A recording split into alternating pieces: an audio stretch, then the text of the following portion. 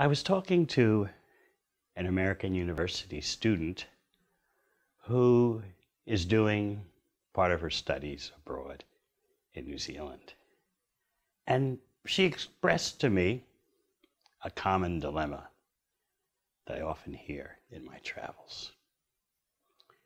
She's very concerned about how to help the world, very concerned about the environmental problem in particular. Naturally, she wanted to study environmental science. But then the question always pops up. Is there a job in that field? How are you going to make the money after you study that? And of course, in the USA, the bachelor's degree is 4 years. Countries like New Zealand, Australia, put you through it for 3 years. But in any case, the worry is always there.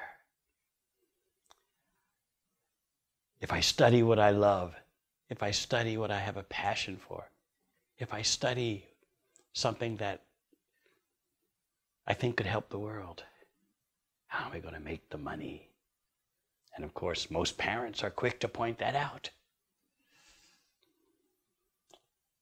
Not only is there the career money issue, but what about those loans?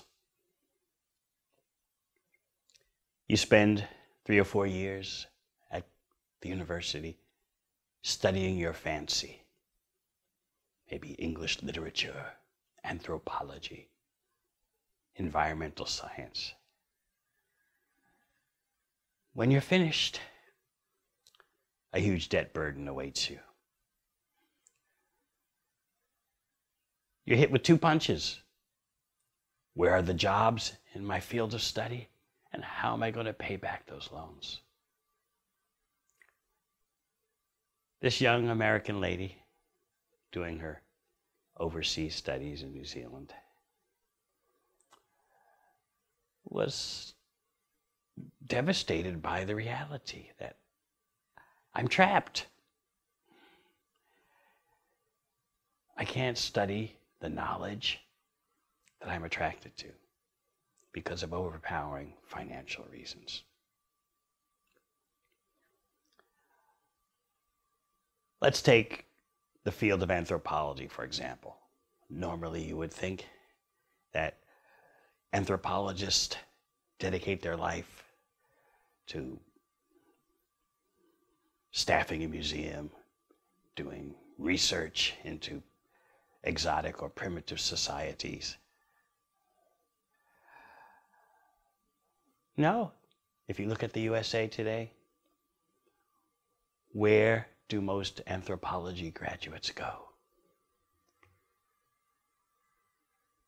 They're employed by corporations for researching the consumer habits of the population. For example, an anthropologist may work for a whiskey business, a whiskey manufacturer. We want to know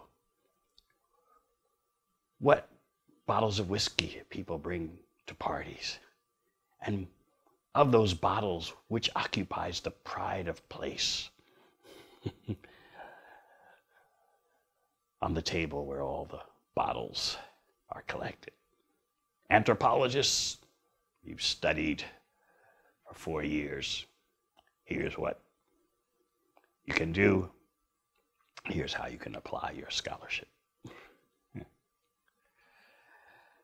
Statistics show that most university graduates do not get a job in their field of study. And if we look at the USA in particular,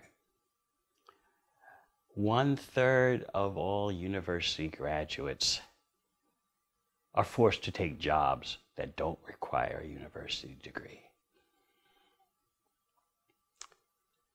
The Bhakti yogis see a crisis in education. We see that the understanding that education is meant to develop character and develop profound understanding has been lost. The so-called Western traditions of education as building well-rounded individuals who can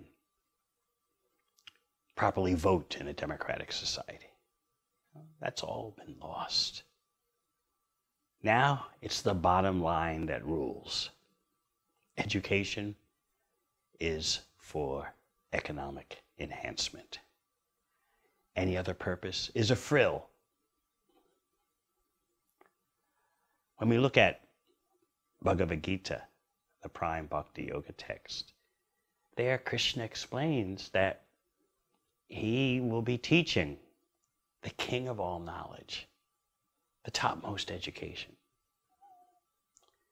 That pinnacle of knowledge and education begins with understanding our non-material identity. But that's only the beginning. What Krishna speaks in Bhagavad Gita becomes even more confidential as he explains the activities of the pure spirit soul in perfection. This is the most vital information for human society. Without this kind of education, people will never be satisfied. There's an illusion that if you raise people's salaries, you'll increase their satisfaction. No, there'll be no limit. Because without control of the mind and senses, a human being is always subject to ongoing dissatisfaction, agitation, disturbance. You have two things going on. Number one, the easily agitated mind of the consumer. And number two, the merchants, the captains of the consumer industry, who are determined to make sure that the consumers have an agitated mind. So no matter how you raise salaries, people will always be disturbed. They'll always be subject to dissension and agitation, both due to their own inherent material qualities and due to the disturbances purposely raining down on them from without. Bhakti yogis advocate a spiritual solution, not based on religious belief or sentiment, but a solution based on definitive, profound knowledge of the spiritual science.